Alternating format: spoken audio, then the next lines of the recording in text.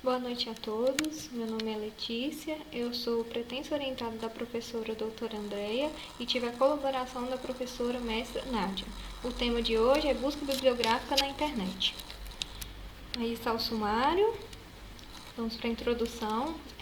Eu acho importante primeiro definir alguns conceitos, como o conceito de pesquisa. Gil, no seu livro, define pesquisa como procedimento racional e sistemático que tem como objetivo proporcionar respostas aos problemas que são propostos. Entende-se, então, a pesquisa como atividade básica da ciência na sua indagação e construção da realidade. Já a pesquisa científica é a realização concreta de uma investigação planejada, desenvolvida e redigida de acordo com as normas da metodologia consagradas pela ciência. Então, ela desenvolve-se por meio de um processo constituído de várias fases que vai desde a formulação do problema até a apresentação e discussão dos resultados. Falando então da pesquisa bibliográfica, a gente vai ter que ela é definida como o serviço de pesquisa no acervo de bibliotecas físicas ou virtuais ou em diferentes bases de dados sobre um determinado assunto ou autor, segundo as especificações definidas pelo próprio solicitante. A atividade básica, então, na pesquisa bibliográfica é a investigação em material teórico sobre o assunto de interesse. Então, qualquer trabalho científico inicia-se com uma pesquisa bibliográfica.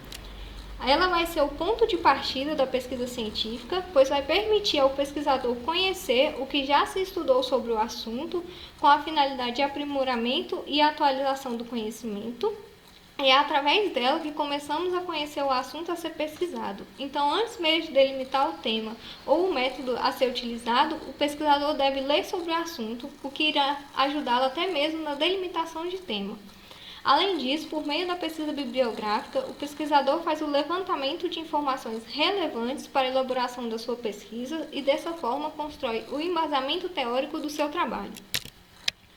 O levantamento bibliográfico vai ter como objetivos, então, fazer um histórico sobre o tema, atualizar-se sobre esse tema escolhido, encontrar respostas aos problemas formulados, levantar contradições sobre o tema, evitar a duplicação de pesquisas ou, quando for de interesse do pesquisador, reaproveitar e replicar as pesquisas em diferentes escalas e contextos, desenvolver estudos que cubram lacunas na literatura, trazendo uma real contribuição para aquela área do conhecimento e propor novos temas, problemas, hipóteses e metodologias inovadoras de pesquisas.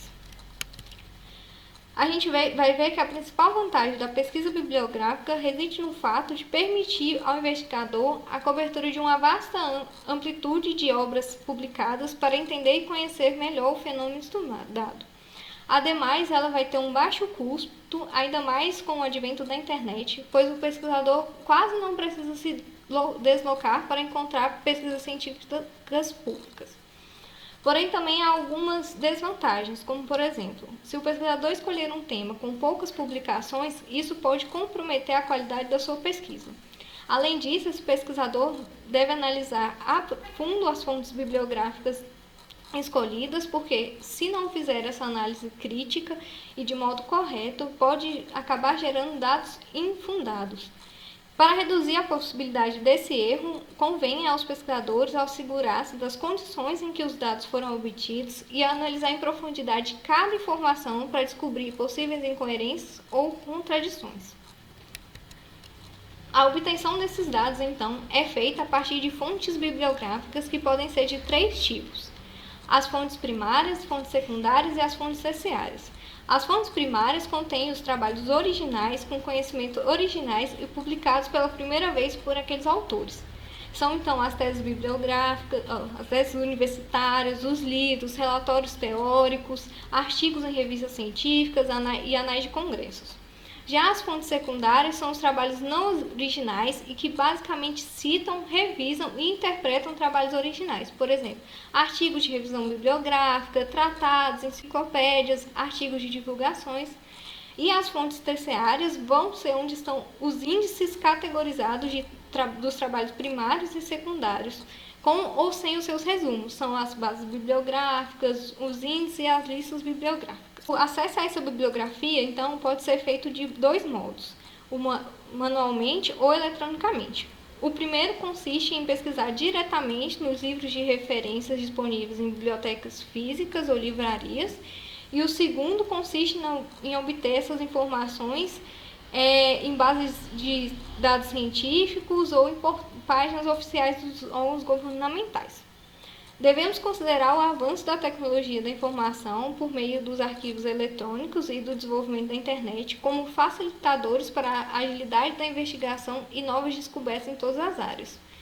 Pois antes da criação da World Wide Web, em 1889, os pesquisadores e acadêmicos viviam fisicamente limitados àquilo que eles tinham condições de comprar em livrarias ou no que estava disponível na biblioteca de sua instituição ou cidade. Hoje, com a vastidão do mundo digital e sua ampliação constante, há uma quantidade quase ilimitada de fontes de informações que pode ser acessada a qualquer momento. Então, com a utilização da internet, a ciência foi beneficiada e está em constante evolução, facilitando as trocas de experiências, a apresentação de teorias, teses, resultados e até mesmo a publicação de artigos. Entrando nos passos de pesquisa bibliográfica, a gente vai ver que para que essa pesquisa seja feita com sucesso, alguns passos devem ser seguidos para facilitar a dinâmica de recuperação dessa informação. Então, a gente pode dividir essa pesquisa bibliográfica em 7 etapas básicas, que vão a partir da escolha do tema, então depois terem o levantamento bibliográfico preliminar, a delimitação de um problema, o levantamento bibliográfico específico, a seleção dessas fontes, o fichamento, a análise e interpretação. A escolha do tema, então, é o ponto inicial de uma pesquisa científica sobre aquele assunto e que o pesquisador vai desenvolver o seu trabalho. Para escolher um tema, deve-se levar em considerações tanto fatores internos quanto fatores externos. Os fatores internos, então, serão selecionar um assunto de acordo com as inclinações, aptidões e tendências daquele pesquisador, optar por um assunto compatível com as suas qualificações pessoais e também encontrar um objeto que mereça ser investigado cientificamente, que tenha condições de ser formulado e delimitado.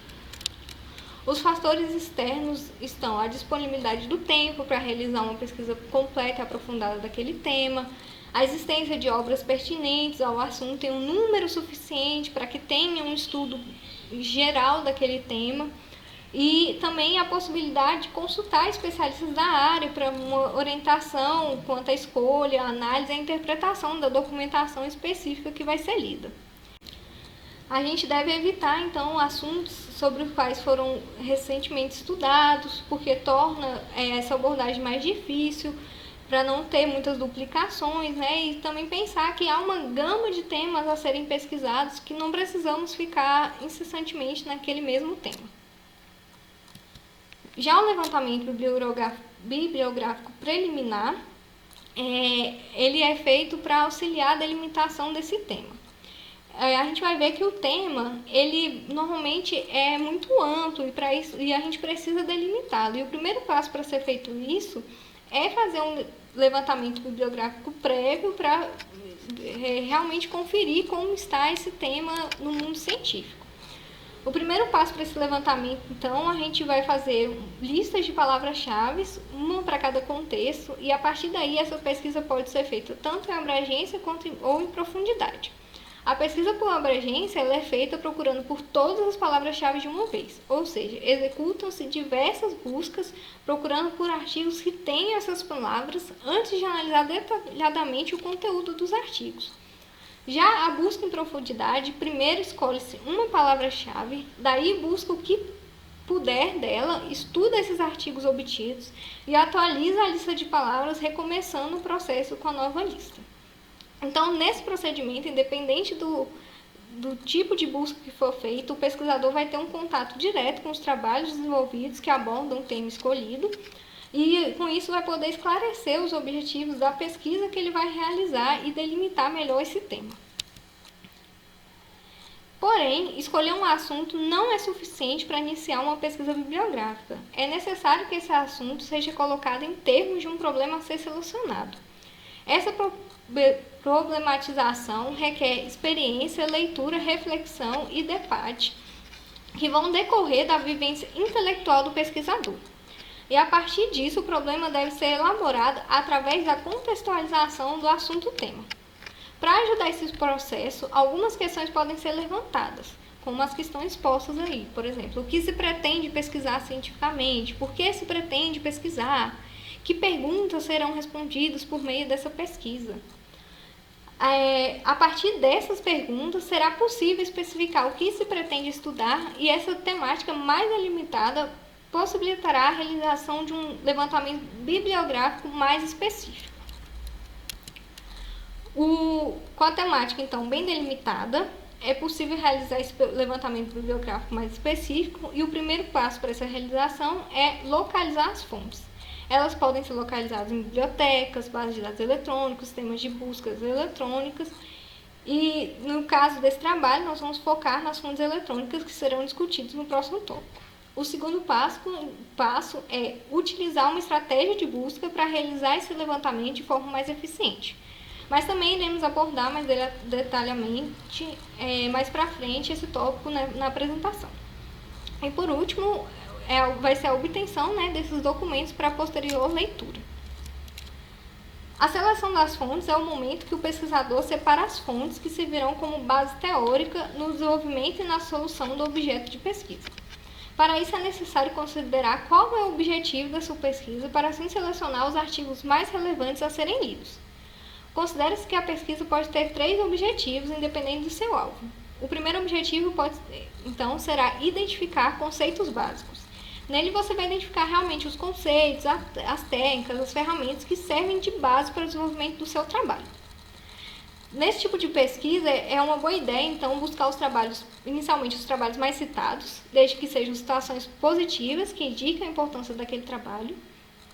O alvo aqui, então, vai ser realizar uma busca por abrangência usando termos já conhecidos do seu assunto de interesse. Quando você encontrar referências básicas importantes para o seu trabalho, procure por artigos mais recentes que o citam, tentando encontrar trabalhos atuais que explorem esses mesmos conceitos básicos.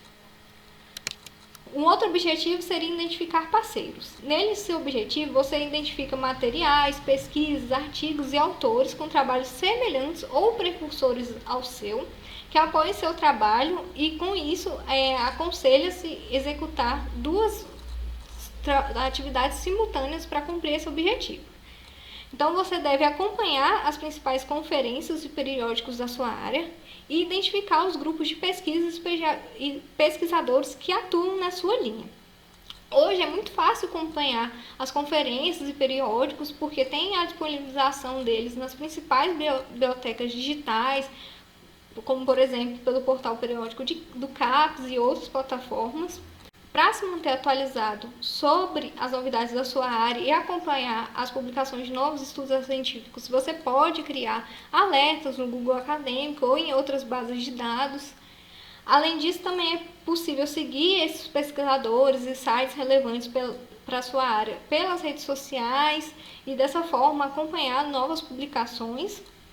E também há hoje novos sistemas de recomendação de leitura que prometem aprender os interesses dos usuários e filtrar essas informações para oferecer apenas artigos científicos relevantes como resposta para aquele usuário. O último objetivo seria identificar a motivação. Nele você vai identificar as necessidades, a situação e o resultado no mundo real que justifiquem o seu trabalho. Para isso, você precisa pesquisar por tópicos em alta, os hot points, nas referências bibliográficas para perceber quais são os tópicos que estão mais relevantes no momento e que estão sendo desbravados pela sua área.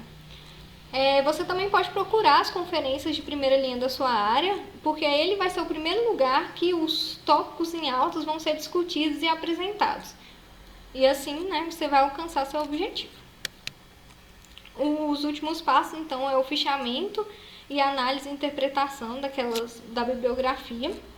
O fichamento vai ser a confecção de fichas resumos com a informação dos artigos selecionados pelo levantamento bibliográfico e, dessa forma, o pesquisador terá um acesso rápido e prático àquelas informações sempre que necessário. Já a análise e a interpretação é feita a partir da leitura crítica dos trabalhos selecionados, com o intuito de avaliar a importância daquele documento e a comprovação ou refutação das hipóteses nele expostas. Agora, falando especificamente sobre o acesso à bibliografia, temos que até os meados da década de 1990, a forma mais adequada para a realização de um levantamento bibliográfico era consultar o catálogo de uma biblioteca especializada ou os volumes que estavam sendo vendidos em livrarias. Contudo, com o advento da internet e da disseminação das tecnologias de comunicação e informação, existe hoje a possibilidade de acesso remoto a bibliotecas virtuais, a catálogos de bibliotecas tradicionais, bases de dados bibliográficos e até outras fontes de informações que facilitou essa busca.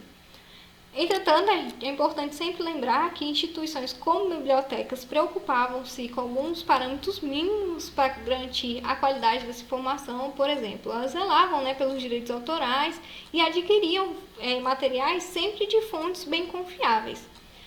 Já nas fontes eletrônicas, isso nem sempre é garantido. Por isso, é preciso conhecer a fundo todas as ferramentas e serviços disponíveis na internet para saber onde e como pesquisar as informações que tenham uma credibilidade científica. Então, falando das ferramentas da web, a gente vai ter que elas surgiram como um sistema de indexação. A gente vê que, mesmo uma biblioteca convencional, se não tiver um sistema de indexação, a gente perderia muito tempo para encontrar qualquer coisa. Então, imagina na internet que tem bilhões de páginas, sem um serviço de busca não seria nada viável encontrar os dados necessários. Então, desde os primórdios da internet, houve a preocupação de se criar ferramentas para a localização desses recursos informacionais. E há dois tipos básicos de ferramentas de busca na web: os motores de busca, ou mecanismos de busca, e os diretórios. Os diretórios, então, foram a primeira solução proposta para organizar e localizar os recursos da internet. Eles vão organizar os sites que compõem sua base de dados em categoria, os quais vão conter subcategorias, ou seja, vão ter uma organização hierárquica por assunto, e a busca vai ser facilitada por meio de filtros. O pesquisador, então, vai navegando desde o termo genérico até chegar a um termo mais específico. Temos, por exemplo, o Yahoo Brasil, o KD, o Chart, como exemplos de diretórios. Já o motor de busca, ele foi criado quando os dados da internet ficaram muito grandes para ser pesquisados com apenas os diretórios. Então, o motor de busca, ele é um algoritmo, ou seja, um programa desenhado para procurar palavras-chave fornecidas pelo utilizador em documentos e bases de dados. O mecanismo de busca, ele vai ser composto pelo robô, pelo motor de busca, pela interface e pelo conjunto de bases de dados que vai cobrir aquela área de conhecimento. O funcionamento básico, então, de um mecanismo de busca é que os robôs, ou também chamados de aranhas ou rastreadores, que são programas de busca do computador hospedeiro da ferramenta de busca, vão ser lançados regularmente na internet, na tentativa de obter dados sobre o maior número possível de documentos para depois integrá-los à sua base de dados. Na interface, que é o mecanismo de busca, há os meios para que o usuário faça essa sua consulta, que vai ser recebida e transmitida ao motor de busca, e ele que vai localizar entre os milhões de itens na base de dados aqueles que devem constituir a resposta ao usuário e ordená-los em ordem de relevância para aquele usuário. Iremos ver, então, que existem vários mecanismos de busca genéricos que vão manter o foco na maioria dos usuários da internet, cobrindo todo tipo de informação. Por exemplo, o Google. E existem também os mecanismos de busca específicos que são voltados para uma área específica e desenvolvidos para facilitar o acesso aos dados que aquela pessoa precisa. Voltados então para o meio científico, existem os mecanismos de busca acadêmicos que facilitam o acesso às publicações científicas com a possibilidade do uso de diversos filtros de ajuda para buscas mais concisas. Esses mecanismos de busca acadêmico, então, indexam exclusivamente conteúdos acadêmicos e científicos, como artigos, livros, teses, dissertações, e esses recursos vão ser oriundos de bibliotecas e repositórios digitais, revistas científicas eletrônicas, bases indexadoras e outros ambientes acadêmicos e científicos dentro da internet. Temos por exemplo, o Google Acadêmico, o Microsoft Academic Search, o Base, o periódico da CAPES. Entrando então, falando um pouquinho do Google Acadêmico, ele vai ser um mecanismo de busca acadêmica do Google, que vai utilizar a bibliografia dos arquivos indexados nessa plataforma para buscar teses, artigos, dissertações e outras produções acadêmicas, facilitando assim a pesquisa em uma base de dados ampla e razoavelmente confiável. Além disso, é possível escolher pesquisar em toda a web ou apenas nas páginas em português. Para utilizá-lo, basta acessar a página do Google Acadêmico e digitar a palavra-chave desejada para a pesquisa. O Google também vai disponibilizar alguns filtros localizados no lado esquerdo da tela para refinar a sua busca. Com eles é possível definir o período de busca por ano de publicação, classificar a pesquisa por data, o idioma que deseja o documento e até mesmo incluir patentes, citações e outros recursos. Como já comentado, também é possível criar alertas para que solicitar que esse site te envie por e-mail os novos artigos de acordo com a sua lista de interesse. Ao clicar também nas 3 barrinhas laterais, você terá acesso a outras ferramentas da interface, entre elas a pesquisa avançada. Nesse item você pode buscar por palavras, por frases inteiras, pelo nome do autor ou a data. Uma outra ferramenta dessa plataforma é a biblioteca do Google Acadêmico. Essa ferramenta serve para o pesquisador guardar os artigos e livros do seu interesse para facilitar o acesso a esses textos mais recorrentes. Entrando agora em base de dados, antes de entrar especificamente na base de dados, é importante conceituar e diferenciar base de dados de banco de dados. O banco de dados são bases de dados construídos com uma tecnologia específica que permite a estruturação, o armazenamento e a recuperação dos dados no computador por meio da utilização de um software específico. Um banco de dados é geralmente controlado por um sistema de gerenciamento de banco de dados e os dados são normalmente modelados em linhas, em colunas, em uma série de tabelas para tornar o processamento e a consulta desses dados mais eficiente. Dessa forma, esses dados podem ser facilmente acessados, gerenciados, modificados, atualizados, controlados e organizados. Aí temos os exemplos de alguns bancos de dados, como o FirstCast, o Procast Dialog. Já as bases de dados é uma coleção geral e integrada de dados, junto com a descrição deles, gerenciados de forma a atender a diferentes necessidades de seus usuários. Ou seja, as bases de dados são o modo como os dados são armazenados nos computadores. Os registros de uma base de dados podem ser recuperados por meio da inserção de uma série de caracteres em um mecanismo de busca. Então, as bases de dados vão utilizar os mecanismos de busca para recuperar aquela informação. O mecanismo de busca, então, permite que sejam selecionados subconjuntos dentro das bases de dados conforme o critério de consulta feito pelo pesquisador. Então, a gente vai ter alguns tipos de bases de dados. Os dois principais são as bases de dados de referência e as bases de dados de fontes. As bases de dados de referência listam referências bibliográficas de determinados assuntos, cujo conteúdo abrange a descrição dos dados dos artigos periódicos. Geralmente inclui somente o resumo do artigo. Elas vão remeter ou encaminhar o usuário a outra fonte para que obtenha informações adicionais e o texto completo do documento. Exemplo dessas bases é o Lilacs, o Medline. Já as bases de dados de fonte, elas contêm os dados originais, então é um artigo, um documento eletrônico, que após uma consulta bem sucedida nessas bases, o usuário já terá em mãos as informações que precisa, sem ter que ir em uma outra fonte. Os dados normalmente estão disponíveis ou em formato virtual ou em formato para ser impresso. As bases de dados e fontes, então, são muito variadas e é difícil fazer algumas generalizações, mas elas podem ser divididas em bases numéricas de texto integral ou textuais e numéricas. Elas também contemplam as bases de dados referenciais, pois essas normalmente têm algumas informações adicionais e por isso também são considerados como bases de dados de fontes. E a gente vai ter as bases mistas, que vão conter o texto integral, além daquelas informações iniciais. Por exemplo, o Lilacs vai ter tanto as referências, né, vai ser uma base de dados tanto referencial como uma base de dados de fonte. Falando especificamente, então, das bases de dados bibliográficos, elas vão reunir e organizar as referências bibliográficas com ou sem os resumos de artigos científicos, livros, monografias, teses, trabalhos de congressos, entre outros documentos.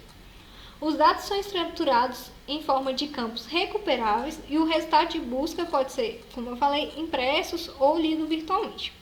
As bases de dados podem apresentar o conteúdo do documento na íntegra e essas são chamadas de full text ou texto completo. Exemplo dessas bases de dados é o BIREM, a Lilacs mesmo, Cielo. Cada base de dados bibliográfico vai se destinar a um público-alvo específico. Então, ela vai cobrir tipos de documentos, daquele tema, cada uma vai referenciar algum tipo de conteúdo. Nenhuma base de dados é exaustiva, então é bom sim pesquisar em mais de uma ao mesmo tempo. Há ainda duas possibilidades de acesso a essas bases de dados. Há o acesso livre, no qual essas bases podem ser acessadas de qualquer computador em qualquer lugar, e o acesso restrito, em que essa base só permitirá o seu uso se o pesquisador estiver conectado a um computador de alguma universidade pública ou tenha adquirido esse serviço em um computador privado. Então, vai ter que ter pagamento pelo aquele acesso. A gente tem aqui alguns exemplos, de bases de dados, principalmente na área da saúde, que é o Lilacs, o Medline, o Embase, o Scopus. Além das bases de dados, nós temos também as bibliotecas virtuais. Uma biblioteca virtual é, por definição, aquela que não possui uma presença física e nem possui material impresso. O acesso à informação é realizado através das redes e objetos digitais e poderá ser realizado em qualquer lugar e a qualquer instante. Ela é normalmente composta de diversas bases de dados reunidas e outras fontes de informações e também usa os mecanismos de busca como forma de acesso a essas informações. Aí a gente vai ter o exemplo, por exemplo, o portal de periódico do CAPES, a BVS, a Cochrane Library, o PubMed. Mesmo com o uso desses bancos de dados e bibliotecas virtuais, ainda há uma barreira na busca por artigos científicos, que seria o mercado editorial. As editoras, de fato, realmente necessitam de um capital para realizar suas atividades, porém, isso é um grande problema para os pesquisadores, porque tem os altos valores cobrados para o acesso a esses artigos. Importante ainda ressaltar que a maioria das pesquisas científicas são financiadas pelo Estado com recursos públicos. Então, do ponto de vista ético, os resultados dessas pesquisas deveriam ser de acesso livre, porém não é o que ocorre, levando o Estado a arcar com custos de manutenção das coleções das revistas em que são publicados os resultados da sua própria produção científica. Antes, ao se deparar com artigos pagos, os cientistas recorriam às bibliotecas, que assinavam as principais revistas acadêmicas. Porém, em meados da década de 1980, iniciou-se a chamada crise dos periódicos, em que as bibliotecas universitárias não conseguiam mais manter suas coleções de periódicos devido tanto à crescente demanda dos usuários quanto ao aumento dos valores cobrados pelas editoras. Isso aos poucos levou à discussão acerca do acesso aberto, ou seja, a disponibilização gratuita de material científico para todos aqueles interessados em utilizar. Diversas iniciativas, então, foram realizadas a fim de discutir acerca desse acesso aberto. Dentre elas, pode-se citar a Iniciativa de Acesso Aberto de Budapeste, a BOIA, de 2022. Nela foram definidas duas estratégias com base no Protocolo de Iniciativa de Arquivos Abertos, que é o OIA-PMH. Essas duas estratégias seriam, então, a via verde e a via dourada. A via verde se refere ao auto-arquivamento, ou seja, o próprio cientista disponibiliza a todos os seus trabalhos, e a via dourada ocorre quando os periódicos, como um todo, possuem o acesso aberto, ou seja, o autor envia seu artigo para edição e a revista disponibiliza o texto gratuitamente. No Brasil, a gente vai ver que a Via Dourada é uma realidade, visto que os principais periódicos do país possuem um acesso aberto. Importante também citar a reunião de Bethesda de 2003, em que foi estabelecido o que define uma publicação de acesso aberto. Para que algo, portanto, seja considerado de acesso aberto, é necessário que duas condições sejam estabelecidas. A primeira é que os autores e detentores dos direitos autorais devem garantir aos usuários o direito livre, irrevogável e perpétuo do acesso aos seus trabalhos, além de licença para copiar, distribuir, usar, transmitir e exibir os trabalhos publicamente em qualquer meio, desde que haja atribuição apropriada de autoria. E o segundo aspecto é que uma versão completa do trabalho original e do material suplementar, juntamente com uma cópia da permissão citada na primeira condição, deve ser depositada em um repositório online, o qual deve ser mantido por uma instituição acadêmica, uma sociedade científica ou uma agência governamental ou outra instituição bem estabelecida que se responsabilize por permitir o acesso livre, a distribuição irrestrita e o arquivamento a longo prazo desse artigo. No entanto, algumas das mais importantes revistas do mundo ainda não possuem acesso aberto. Diante dessa situação, outra saída foi desenvolvida, mas dessa vez de uma forma ilegal. Uma estudante de ciência do Cazaquistão, chamada Alexandra Elbikyan, desenvolveu o site Sci-Hub, que permite aos pesquisadores de qualquer local do mundo fazerem o download dos artigos que precisam, sejam eles pagos ou não. O Sci-Hub, então, é uma ferramenta de acesso que alega ser a favor do acesso aberto, afirmando se posicionar contra o ganho injusto das editoras. É uma página simples na qual, por meio do URL ou DOI, o site procura pelo artigo solicitado em uma base de dados denominada LibGen, que oferece esse mesmo serviço. E caso não o encontre lá, a página ainda possui uma enorme quantidade de senhas de acesso a sistemas institucionais. Essas senhas foram oferecidas pelos próprios donos das senhas. E dessa forma, ele faz a busca na página das próprias revistas pelo texto e oferece o acesso do PDF do artigo solicitado ao usuário. Contudo, alguns autores afirmam que o Sci-Hub não é realmente uma plataforma de acesso aberto. Para eles, acesso aberto não é sobre quebrar regras de direitos autorais, mesmo que elas sejam problemáticas, mas sim liberar o acesso à informação em todos os estágios, desde a criação até a publicação. A publicação em acesso aberto é feita para ter acesso aberto e não forçada a isso. Afirmam que o Sci-Hub não libera a pesquisa, pois a maior parte dessa pesquisa, mesmo que se feita para ser de graça, ainda é cheia de restrições técnicas, morais, sociais e legais. Ao simplesmente liberar um artigo que deveria ser pago, a quebra dessas restrições, de modo que a própria imagem do movimento do acesso aberto pode ser prejudicada. Além disso, esses autores ainda afirmam que o acesso aberto legalizado força as editoras a se adaptarem. No entanto, esse acesso aberto ilegal, em vez disso, faz as editoras abrirem processos contra o site. Ainda assim, mesmo diante desse quadro entre uma luta ideológica e a lei, os pesquisadores de diversos países fazem download de artigos pelo Sci-Hub. Em uma pesquisa, o Brasil encabeçou a lista de downloads na América Latina e ficou em 6º lugar no mundo. Porém, no Brasil não há necessidade de pagar pelos artigos produzidos no próprio país, visto que o governo já paga por eles, permitindo seu acesso por meio do portal de periódico CAPES. Então fica a reflexão sobre até que ponto o uso do Sci-Hub é aceitável ou até mesmo necessário. Entrando no tópico então da pesquisa mesmo na prática, a gente vai ver que antes de iniciar a pesquisa é imprescindível formular uma estratégia de busca para ela. Lopes definiu a estratégia de busca como uma técnica ou conjunto de regras que torna possível o encontro entre uma pergunta formulada e a informação armazenada em uma base de dados.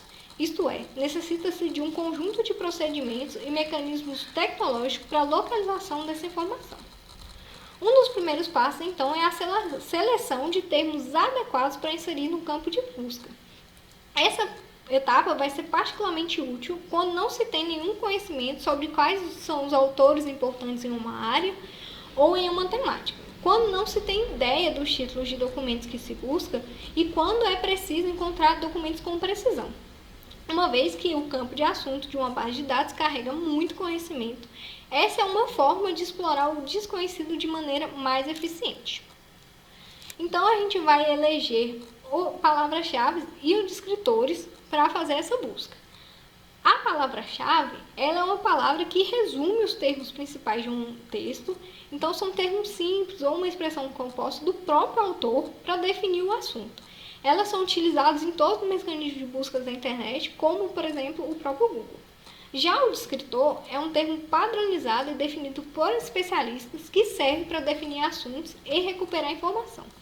Eles foram criados por profissionais para classificar as informações e facilitar as pesquisas bibliográficas.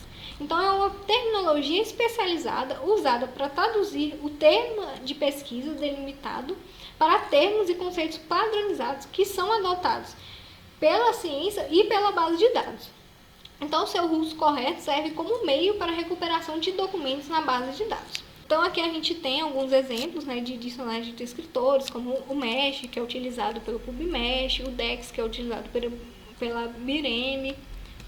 Então, depois de definidos esses termos de busca, temos que utilizar operadores booleanos e outras tipologias para determinar as relações entre esses termos. Os operadores booleanos é um dos recursos mais úteis para a construção de frases de buscas, possibilitando a realização de buscas complexas e objetivas, gerando um resultado final bem delimitado. Eles vão ser usados para combinar os termos de expressão de busca na maioria dos sistemas de informação, seguindo a lógica dos conjuntos. Então, o primeiro é o operador OR. Ele é utilizado para agrupar termos, ou seja, ele vai ampliar a busca. E ele pode ser utilizado em algumas situações. Por exemplo, quando o nome ou título de um assunto possui alguns sinônimos, por exemplo, educação à distância ou ensino à distância. Ou seja, vai buscar pelos esses dois termos. Ou pode ser usado também quando tem acrônimos, por exemplo, diabetes mellitus insulina dependente, OR, DMID. E também pode ser usado quando esse nome possui grafias diferentes. Por exemplo, raio-x, ou raios-x, ou raio-x. Já o operador AND é usado para restringir a pesquisa, fazendo a intersecção dos conjuntos dos trabalhos que possuem esse termo combinado. Por exemplo, educação e saúde. Então, só vai ser pesquisado artigos que contenham os dois termos. Em geral, a gente utiliza a combinação desses dois operadores principalmente. Por exemplo, para encontrar artigos que tratem de diabetes mellitus insulino dependente em crianças e adolescentes, poderia ser utilizada a expressão diabetes mellitus insulino dependente, or DMID, entre parênteses, em crianças e adolescentes. Além disso, tem um outro operador, que é o operador NOT. Ele vai excluir um assunto da expressão de busca, incluindo o primeiro termo e excluindo o segundo termo. Por exemplo, adolescente not gravidez, ou seja, vai buscar artigos que contemplam a palavra adolescente, mas que não abordam o termo gravidez.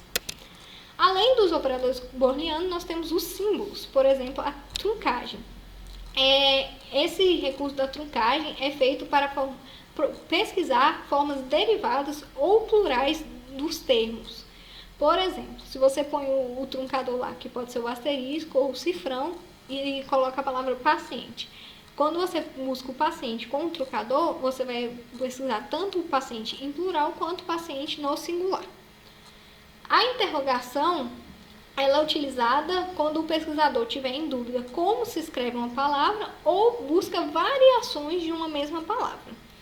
Aí, por exemplo, Brasil. Você pode usar a interrogação para buscar tanto Brasil com S quanto Brasil com Z, do mesmo jeito que seria a truncagem, né? E a aspa, ela vai ser utilizada para buscar frases ou termos compostos.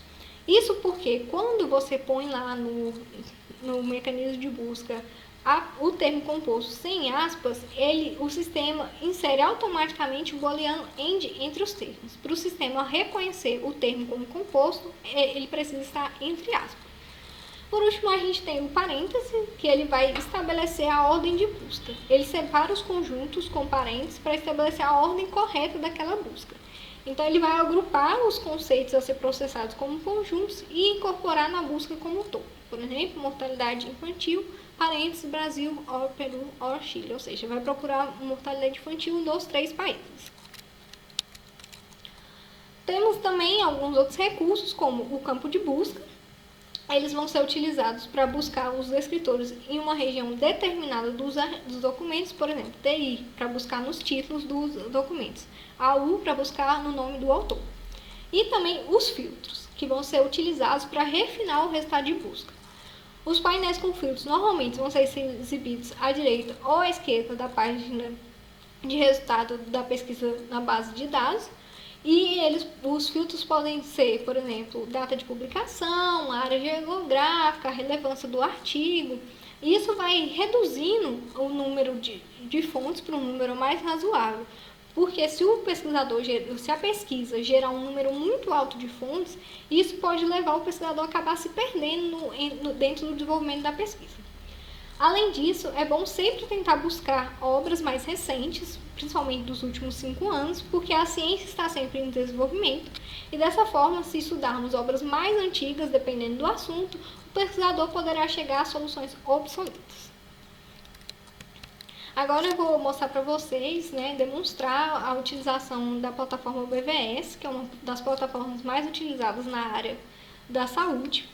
A gente vai ver que na nova interface da BVS você terá algumas opções de pesquisa. Por exemplo, a pesquisa livre lá na caixa de busca, uma pesquisa no formulário de busca avançado, pesquisar diretamente no descritor de assunto ou ainda buscar diretamente em uma base de dados associada ou outras fontes de dados que estão indexadas na plataforma. Começando pela pesquisa livre na caixa de busca simples, nesse caso, o primeiro passo é formar uma expressão de busca. É importante lembrar que cada sistema de busca vai ter suas particularidades, então cada vez que for usar uma expressão, uma fonte de informação diferente, será necessário adaptar essa expressão aos recursos daquela interface. Então, para iniciar a formação da expressão de busca, a gente vai primeiro definir os termos que serão utilizados. Para isso, a gente precisa entender que ao colocarmos termos livres na caixa de busca da BVS, sem exceção de uma discriminação de campo de busca, o sistema vai assumir o campo de busca TW, que é o padrão, que é chamado Text or Word, ou seja, palavra do texto. O TW da BVS vai incluir o título original, o título traduzido, o resumo e os descritores DexMesh, que serão os campos nos quais aquela palavra de busca serão recuperados. A abrangência dessa pesquisa vai depender, então, do idioma utilizado. Ao digitar em TW, no título original, ele vai recuperar o termo na língua utilizada. Se você digitou em português, vai recuperar em português. Se você colocou o termo em inglês, vai recuperar em inglês. Já no título traduzido, ele busca sempre o inglês, que é o padrão para o título traduzido. Então, nesse campo, você só vai ter acesso se a busca for feita em inglês. No resumo, ele pode pesquisar em inglês, por exemplo, na base Medline, ou ele pode pesquisar em inglês, português ou espanhol, na Lilacs ou outras bases indexadas. Vai depender da forma que você digitou. Então, o idioma que você digita o termo é que vai ser mandatório para a recuperação dentro desses campos. Quando você faz a pesquisa por descritor, ele vai buscar nos 3 idiomas, independente da língua que foi digitada. Diante disso, o mais aconselhável é utilizar termos em inglês ou os descritores de assunto para uma busca mais efetiva. Então, para realizar a busca livre, mais utilizando os termos de descritores, devemos primeiro acessar a seção de Dex ou Mesh para pesquisar os descritores corretos. Assim que acessar, você vai ser enviado para essa página e nela você vai escrever as palavras ou expressão na caixa de busca e selecionar nessas opções pré-determinadas pela própria BVS a que se encaixa melhor no que você deseja pesquisar. Dessa forma, vai aparecer os descritores nas 3 línguas, a definição do termo e outras informações adicionais. Com esses descritores definidos, então, nós retornamos para a página inicial de busca e começamos a montar nossa expressão de buscas com termos que a gente já determinou. E aí a gente pôs o termo e deu lá o resultado. Porém, para uma busca mais efetiva, é necessária a construção de uma expressão de busca mais delimitada. E para isso podemos utilizar alguns recursos. Dentro dos recursos de busca, temos operadores booleanos já explicados, AND, OR e NOT. Porém, tem uma pequena particularidade. O NOT na BVS, ele vai ter o AND antes, formando a expressão AND NOT, para formar esse operador de exclusão. Se colocar apenas o NOT, o sistema não vai entender esse operador. Além disso, os operadores booleanos devem ser utilizados em letra maiúscula. Isso é uma padronização com outros sistemas. Mesmo que na BVS o operador também funcione na letra minúscula, para padronizar é preferível utilizar em letra maiúscula. Além disso, é importante lembrar que o operador AND é o padrão do sistema, o que torna opcional sua digitação entre os termos. Aqui então a gente tem um exemplo da busca usando o booleano AND-NOT. O sistema então irá selecionar os arquivos que falam de mortalidade infantil, porém que não falam dados sobre o Brasil, assim refinando a busca. A gente pode ver a diferença dentro do número de resultados. Temos também as simbologias, que eu já falei anteriormente. As aspas que vão ser usadas para recuperar os termos compostos, como eu falei, são extremamente importantes, porque senão o sistema não reconhece como um termo composto e insere o booleano AND automaticamente. Mesmo sendo um descritor, o sistema vai adicionar o booleano AND. Por isso é importante fazer o uso da aspa. Porque, por exemplo, em mortalidade infantil sem a aspa, o sistema vai colocar mortalidade infantil. Olha lá o número de resultados. Então, você não vai recuperar aquele termo composto, exatamente como ele é. Quando você usa as aspas, você vai ver a diferença no resultado. Temos apenas os artigos que usam o termo composto. Um adendo é que as aspas não podem ser combinadas com o truncador na BVS.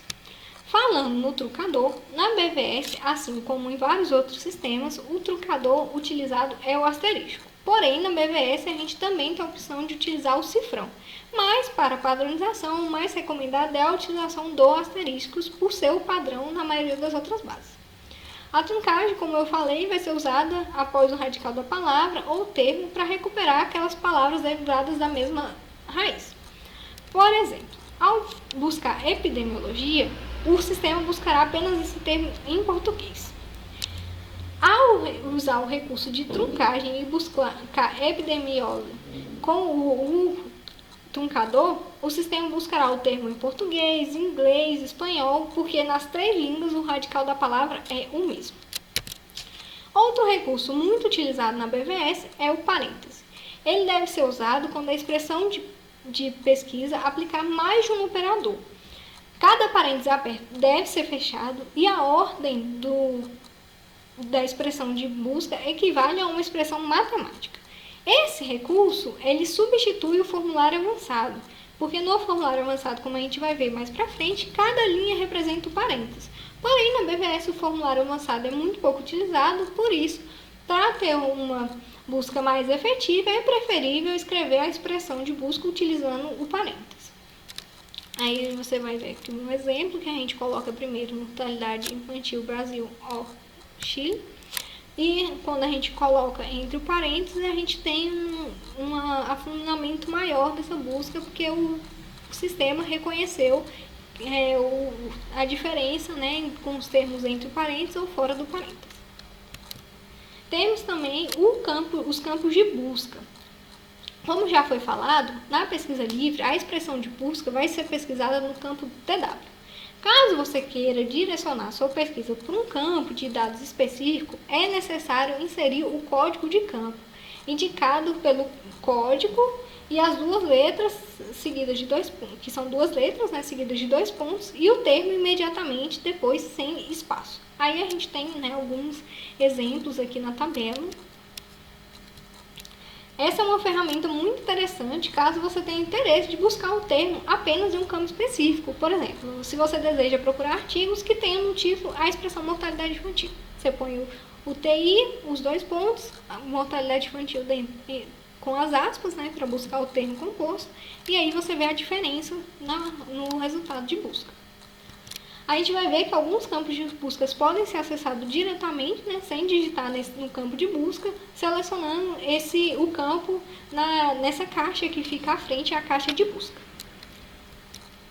Depois que foi determinada a expressão de busca e o campo de busca a ser utilizado, a gente insere, né, essa expressão na caixa de pesquisa. Uma dica é que se a sua expressão de busca ficar muito grande, o aconselhável é que primeiro escreva num bloco de notas e depois copie e cola ela inteira na caixa de pesquisa. Com a expressão já montada, podemos agora utilizar alguns recursos da própria interface da BVS, por exemplo, os filtros. A gente vai poder refinar essa busca através desses filtros. Eles vão estar localizados no lado esquerdo da tela e os principais filtros presentes automaticamente na interface vão ser texto completo, base de dados, assunto principal, tipo de estudo, idioma, intervalo de ano de publicação. Além deles, há outros filtros na aba Mais Filtros que podem ser selecionados de acordo com o seu interesse de busca. É indicado que se escolha em torno de 2 a 3 filtros para refinar sua busca, mas sem afunilar demais os resultados. Você também pode selecionar mais de um item em cada filtro. A diferença é que o operador booleano entre os filtros é AND e entre os itens do filtro é OR. Porém, esse padrão também pode ser alterado na caixa detalhe da pesquisa. Os filtros vão ser expressos então na parte superior da barra lateral esquerda e você pode remover um ou mais itens e essa busca será reprocessada. Na página de resultados, então, a gente vai ter acesso ao título, o título traduzido, os autores, a data de publicação, o idioma do artigo e a base de dados que ele está indexado. Para ter acesso à referência, resumo e descritores de assunto do documento, é preciso ativar esse botão de ver mais detalhes. Para ter acesso a mais informações associadas ao documento, é preciso então clicar no seu título. Nessa página você vai ter acesso ao texto completo, mais outros dados sobre o documento, uma lista de artigos similares a este e também a opção de adicionar esse artigo na minha BVS, que é a sua página pessoal da Biblioteca Virtual de Saúde. Partindo então para a obtenção dos documentos, veremos que algumas bases de dados disponibilizarão os periódicos indexados na íntegra e gratuitamente, permitindo ao pesquisador sob intenção através de links que vão remetê-lo a esse site. E outros periódicos estarão disponíveis somente para assinantes, tanto na versão online ou no formato impresso. Na BVS, ao localizar o documento no resultado de busca, há algumas opções para acessar o texto completo. Uma dessas opções é esse ícone de texto completo. Nessa opção, você vai ser encaminhado para o site que tem disponível gratuitamente ou até mesmo uma página de solicitação do texto completo via o editor responsável. Essa opção já então seria paga, mas aí fica aí disponível nessa parte que tem escrito o texto completo, os links para acessar o texto. Outra opção é o ícone PubMed More Resources ou o ícone Buscar no Google. Essa opção direciona para outros serviços ou sites que podem disponibilizar o texto completo do documento de forma gratuita ou não. Aí a gente pode, nesse caso eu cliquei no buscar no Google, apareceu lá a página do Google onde está o artigo disponível. E é só clicar no título e ser direcionado ao documento. Uma outra opção é o link disponível no nome da revista. Ele vai remeter para informação sobre acesso gratuito ou controlado e para convênios como CAPES, RINARE, ROU, para acessar o texto completo da revista. E a gente clica lá no nome da revista, vai ser direcionado para essa página, a gente clica no nome aí e vai ter a opção lá de recuperar esses artigos. Caso ainda assim não conseguir acesso ao texto completo do documento, recomendamos que entre em contato com a biblioteca responsável da sua instituição ou, no caso do Brasil, você poderá fazer sua solicitação via o Comute. O Comute é um programa de computação bibliográfica. Nele, antes de solicitar os documentos, é necessário um cadastramento inicial no programa e o pagamento inicial do bônus Comute, que é uma ferramenta utilizada para o pagamento de cópias que serão solicitadas. O bônus comute é uma conta virtual onde são creditados os pagamentos em dinheiro e transformados em bônus pelo sistema de programa. E cada solicitação de material ele é deduzido dessa conta virtual. Ou ainda você pode acessar os arquivos por meio do SciRoom, né, que já foi comentado, porém ciente que esse é um meio irregular de obtenção de documentos. Falando agora na opção da pesquisa avançada, aí a gente clica, né, nesse íconezinho para ir para a caixa de pesquisa avançada. Na opção de pesquisa avançada, então, os termos ou palavras-chave são combinados mediante o preenchimento do formulário de busca. Cada linha vai corresponder a um termo e vai vir separado por um operador booleano. E dessa forma vai sendo construída a expressão de busca. Outro ponto é que nesse buscador avançado, no ícone de campo de busca, há mais opções do que na pesquisa simples. Então, você vai ter acesso a outros campos de busca que não estão acessíveis pela pesquisa simples. Depois que você construiu, né, sua expressão de busca aqui na busca avançada, você clica lá em pesquisar e vai ter lá o acesso à sua página de resultados. E lá você vai poder filtrar essa busca ainda e ter todos os acessos àqueles recursos da interface da BVS. Já na pesquisa por descritor, a primeira parte do processo é idêntica a buscas pelos descritores já explicada anteriormente. Você acessa o ícone da TextMesh na página inicial, insere o termo no campo de busca e seleciona o termo desejado.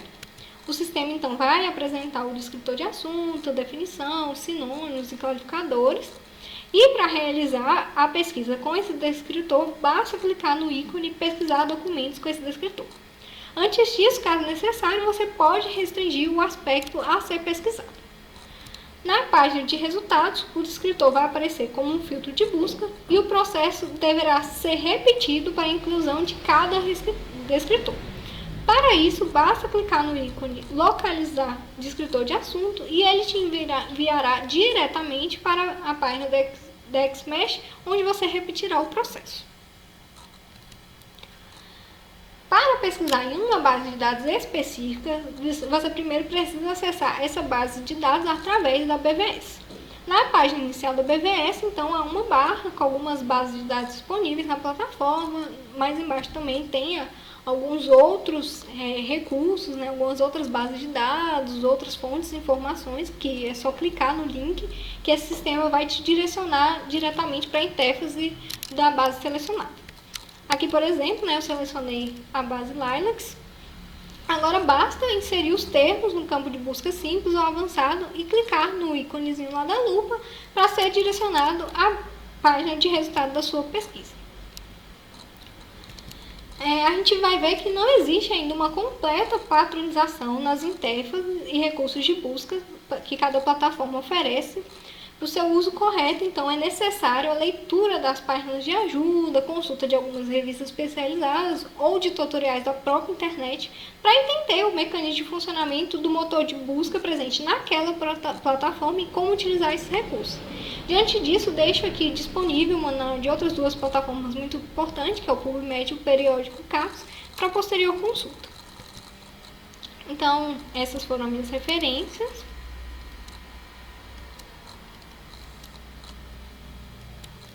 Pela atenção, eu agradeço a todos, muito obrigado. Finalizo agora a minha apresentação.